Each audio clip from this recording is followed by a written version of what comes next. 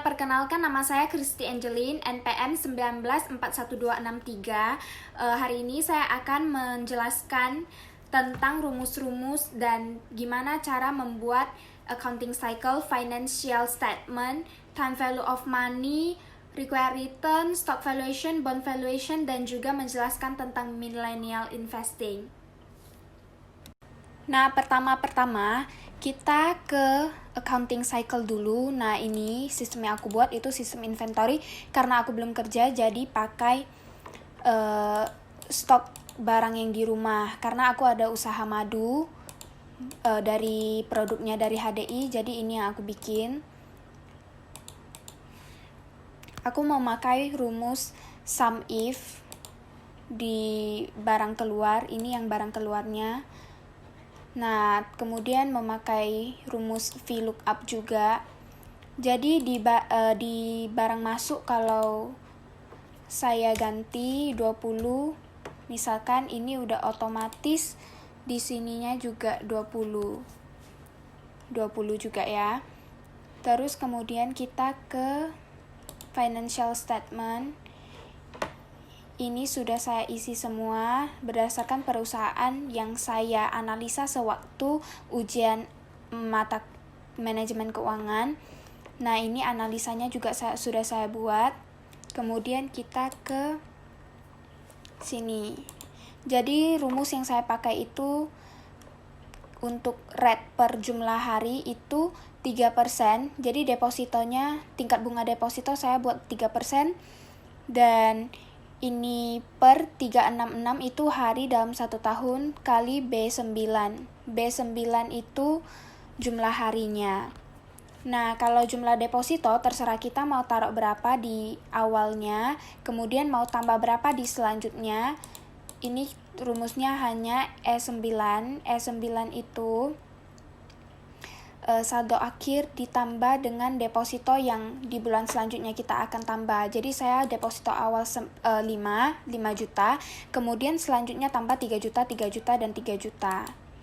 Nah, ini rumusnya itu D9 tambah buka kurung 11 kali 3 juta. 3 juta deposito yang seterusnya saya tambah. Kita ke required return. Nah, required return saya memilih berinvestasi 10% dulu karena saya ini pemula, kemudian saya tidak mau mengambil resiko terlalu banyak, sehingga saya hanya memasukkan 10% karena pemula. Kemudian beralih ke stock valuation. Nah, ini saya freeze yang awalnya date open, high, low, close, itu saya freeze seperti yang kita belajar di lab MK, karena supaya kita gampang jika kita ke bawah tetap bisa melihat yang atas.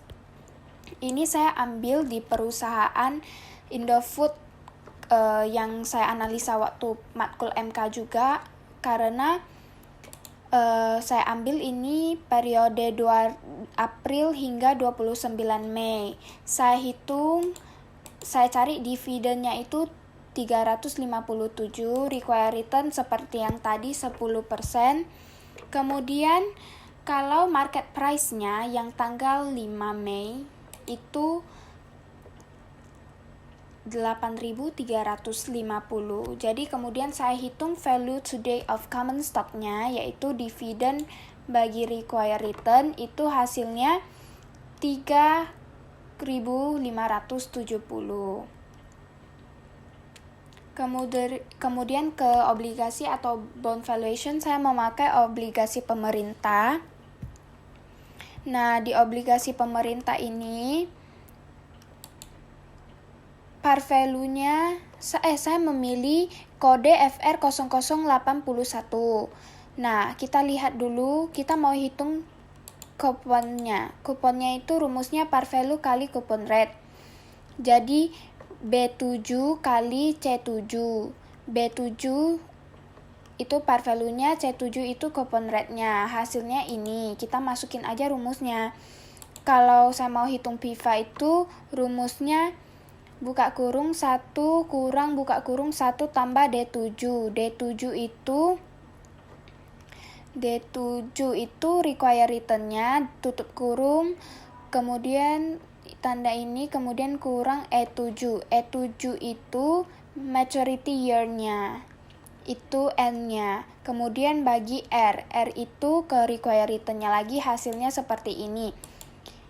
Kalau yang PVIF itu 1 bagi buka kurung 1 tambah R itu require return-nya lagi, kemudian tutup kurung, kemudian N itu year-nya, maturity year-nya. Kalau bond valuation itu buka kurung kupon, jadi kupon ini kita tab kali Viva-nya, kemudian tambah par value-nya, kemudian kali PIF-nya. Itulah hasilnya. Bond function, kalau bond function itu R1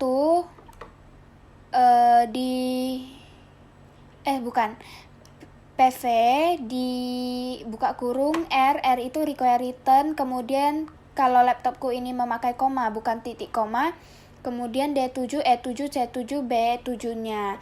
Itu R itu require return, N itu year-nya, kuponnya ini, par value-nya ini. Kemudian kita ke millennial investing.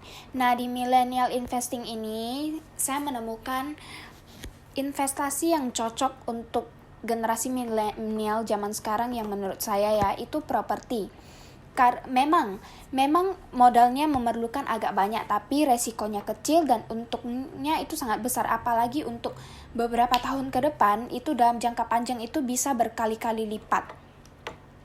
Jadi walaupun modalnya cukup besar, tapi investasinya itu sangat menjamin.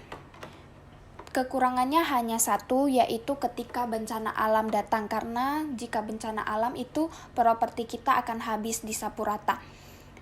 Ini berpotensi untuk menghasilkan keuntungan besar, apalagi kalau untuk jangka panjang itu bagus sekali. Jadi ini buat generasi milenial yang masih ada modal dana yang cukup, ini disarankan untuk ini. Sekian, terima kasih. Terima kasih telah menonton video ini. Jika ada kesalahan dalam berucap, kesalahan dalam menerapkan rumus, dan kurangnya pemahaman dalam video ini, saya ucapkan mohon maaf. Terima kasih telah menonton. Sekian, terima kasih.